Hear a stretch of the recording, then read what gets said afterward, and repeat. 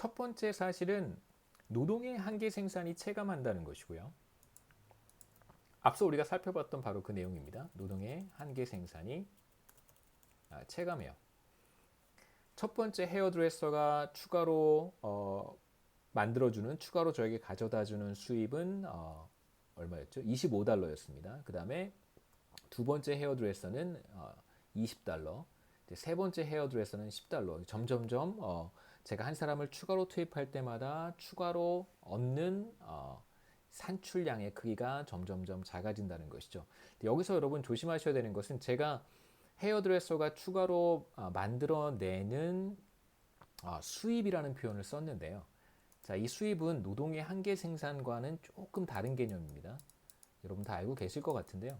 자, 노동의 한계 생산이라고 하는 것은 추가로 투입된 노동자가 추가로 생산해 내는 것을 가리키는 것이고, 그래서 몇 개를 생산했는지, 혹은 몇 단위를 생산했는지, 혹은 몇 리터를 생산했는지, 이런 이제 생산 수량의 개념이고요.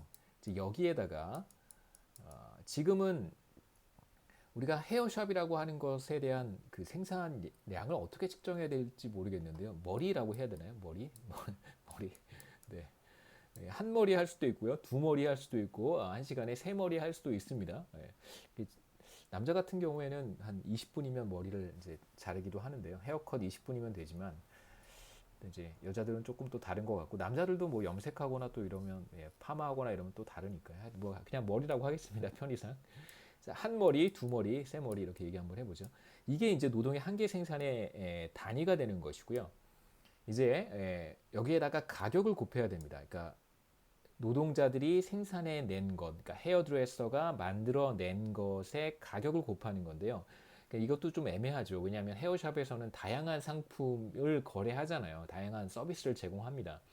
염색도 있고 커트도 있고 무슨 펌도 있고 굉장히 많잖아요. 펌도 여러 가지더라고요. 그 다음에 염색도 여러 가지고. 근데 이제 우리는 그냥 이걸 머리라고 하는 그러니까 머리라고 하는 수량으로 제한을 했으니까 가격도 이제 머리당 얼마 이런 가격이 존재하는 거예요. 이제 머리당 얼마. 그래서 여기에 만약에 새 머리를 추가로 생산해 냈다면 몇 번째 투입된 헤어드레서가 새의 머리를 생산해 냈다면 그러면 이제 머리당 얼마라고 하는 시장 가격이 존재하잖아요. 그러니까 헤어샵에서 뭐 한 머리에 얼마다라고 하는 그래서 사실 바버샵을 제가 예로 채택한 이유를 알 것 같아요. 왜냐하면 남자들 머리 하는 거는 사실 그냥 커트 얼마잖아요. 다른 거 안 하고 이제 만약에 헤어컷만 한다 그러면 그냥 정말 머리니까 헤어샵에서 생산해 내는 건 그냥 머리잖아요.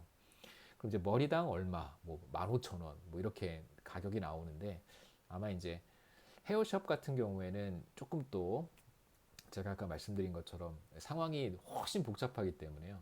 좀 그런 문제가 있는 것 같습니다만 여하튼 새 머리를 했습니다. 그럼 머리당 얼마? 머리당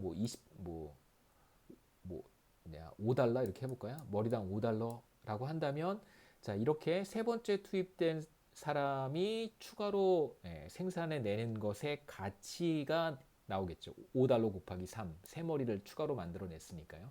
그래서 노동의 한계 생산이라고 하는 것은 이제 추가로 생산해낸 머리라고 할 수 있고요.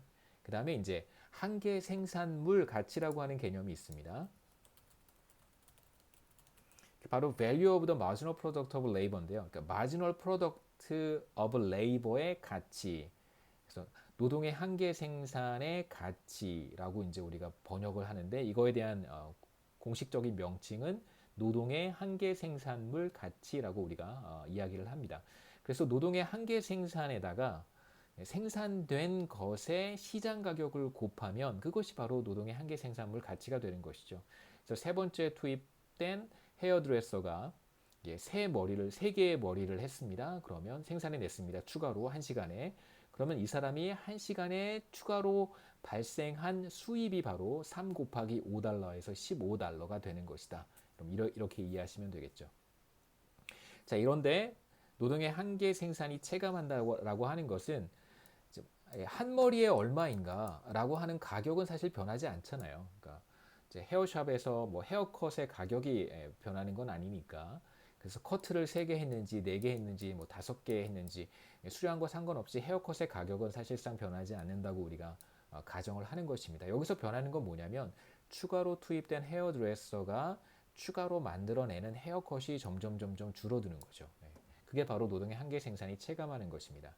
자, 밸류가 체감하는 건 당연한 거예요. 이 가격이 그러니까 머리당 가격은 변하지 않는데 추가로 투입된 헤어드레서가 생산해내는 머리 개수가 점점 떨어지기 때문에 결국은 노동의 한계 생산물 가치가 떨어지는 것입니다.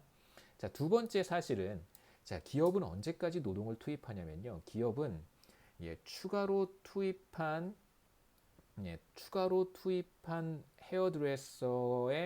헤어드레서로부터 얻는 이윤이 마이너스가 되지 않는다면 그럼 그때까지 계속 투입을 하는 거예요. 이게 무슨 뜻이냐면 이윤은 수입 마이너스 비용이란 말이에요. 경제학에서 기업의 문제에서 우리가 profit은 revenue minus cost라고 정의를 합니다.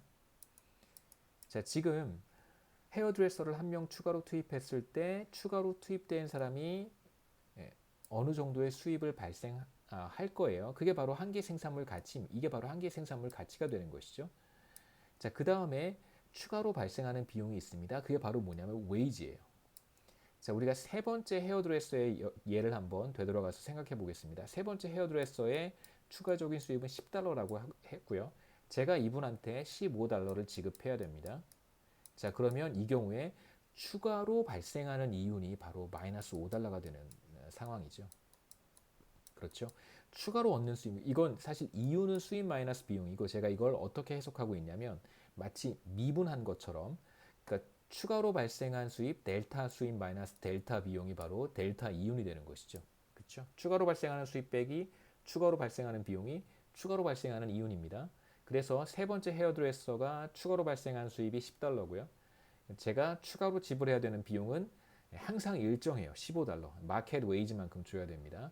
그래서 세 번째 헤어드레서로부터 발생한 저의 이윤은 마이너스 $5가 되고 이런 경우에는 저는 세 번째 헤어드레서를 하이어하지 않습니다. 그래서 추가적인 이윤이 만일 0보다 작아진다면 저는 더 이상 사람을 채용하지 않습니다. 그게 지금 우리가 확인한 두 번째 사실입니다.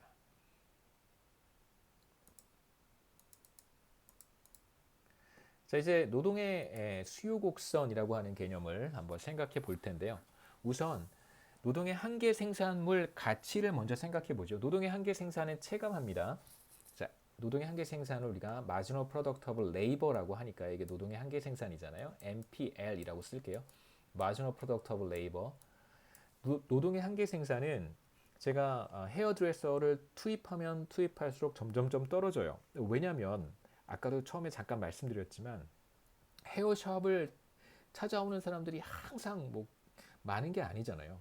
많을 때도 있고 적을 때도 있고 그래요. 그런데 여러분 어느 헤어샵 조금 뭐 규모가 작지 않은 큰 뭐 헤어샵 이런 데 가보시면 헤어드레서 하시는 선생님들이 그렇게 많지는 않아요. 항상 숫자가 정해져 있습니다. 조금 더 작은 샵에 가면 헤어드레서들이 조금 더 적고요.